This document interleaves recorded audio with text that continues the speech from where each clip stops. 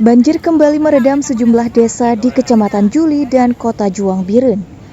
Ratusan rumah di dua kecamatan itu tergenang dan mengakibatkan pemiliknya harus mengungsikan keluarga mereka.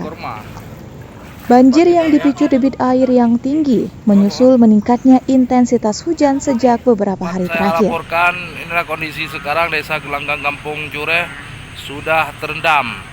Dapat kita lihat rumah-rumah warga sudah sangat banyak airnya di depan dari semalam hujan sampai tadi jam 4 subuh. Itu di belakang saya itu Pasar Induk Jure juga tidak bisa dilewati kendaraan roda 2 karena banjir ya.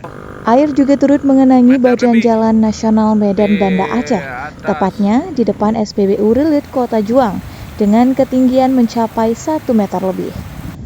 Arus kendaraan pun terpaksa dialihkan sementara melalui Jalan Ela di depan RSUD Dr. Fauziah Biren.